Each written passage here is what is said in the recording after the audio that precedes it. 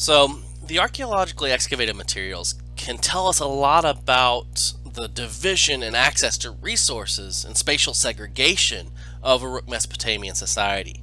However, our best evidence for the interaction of individuals from within society is found in the iconographic and glyptic records from Uruk centers such as Uruk Warka and Susa.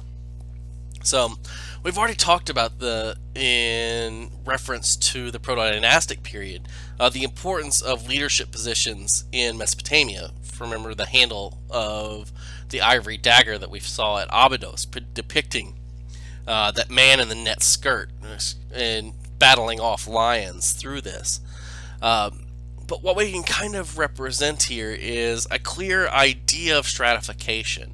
And that becomes incredibly important when we start looking at the iconographic. That is what the images themselves tell us about Uruk society, and from the glyptic, that is the written record. So during the Uruk period, we see a new type of administration is introduced, and that's the cylinder seal. We've talked extensively about stamp seals already. Stamp seals are just simple stamps that you impress into clay that have a design written on them.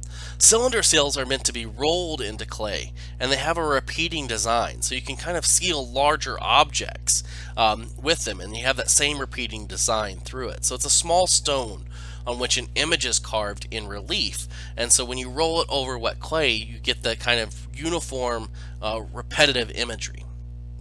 Now, the iconographic representations on these seals are generally geometric, but there have also been numerous seals found that have animal motifs, and about a dozen or so from Uruk itself that have anthropomorphic scenes. So if we take this out further, we see dozens of these stamp seals that have elaborate carved animal or human shapes with more intricate designs on them. And as the process and integration of these become more common into the subsequent Jimdet Nazar and early dynastic periods, we can see this kind of cylinder seals becoming the metaphor for an expression of power.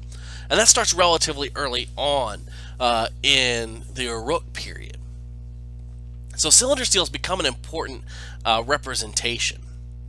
But we also see associated with them in other forms of administration.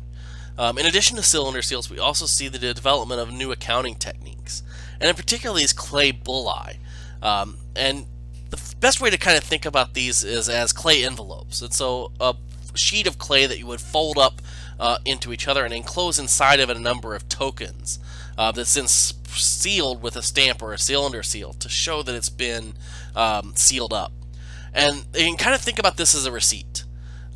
This is a way to ensure that goods and resources are shipped in transit together. And kind of think of it like a shipping manifest. And the seal here closing it is the same thing you would do as you sealed a trailer door before you put it on the road, a tractor trailer, before you put it on the road to ship goods.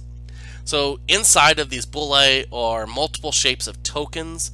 We still don't know exactly what they stood for, but we generally believe them to represent different types of items and in different quantities. So we can talk about what's being shipped in each of these kinds of shipments back to and from regional administrative centers. So the tokens represent a receipt in this sense. Now, in administrative periods, locations in the Uruk period, we see large caches of these broken bullae, and we find hundreds of them in the Iana precinct. So this could represent areas where administrators received goods, and those goods then were recorded on written textual documents. So the bullae and the tokens here are kind of meant to be shorthand reminders of the amounts of materials that were shipped in any given shipment to ensure that you don't have loss or theft or anything of the like.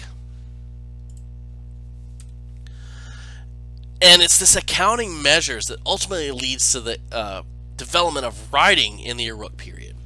So by the end of the Uruk period, the need to record the movement of all these goods in and out of the temple, and people as well, and the stores of the store facilities, led to the invention of cuneiform writing on clay stone tablets. Now, the vast majority of Uruk tablets record economic transactions coming in or out of the city storehouses.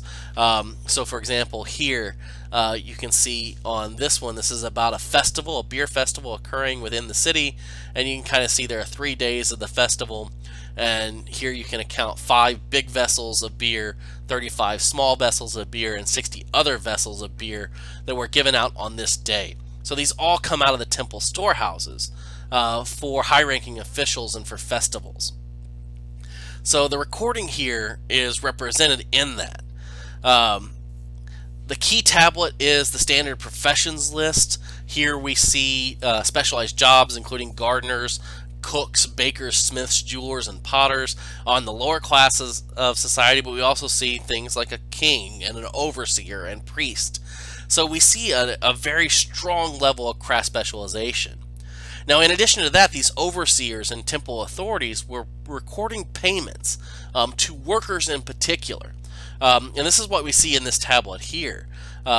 This is, again, you see the bevel rimvol, the symbol to eat. Here you have the representations of the distributions of grain. You can see the cuneiform symbol here that looks kind of like a stalk of wheat representing grain or barley. So what we can kind of look at, this tablet reconstructs the giving of payments to workers in Uruk society. So now we have a group of people who are no longer producing their own food, but are now receiving it in kind for their labor from the temple or elite institutions, or at least during parts of the year or during certain activities. And so this is a really kind of important transition, and one that Birnbeck is really kind of looking at.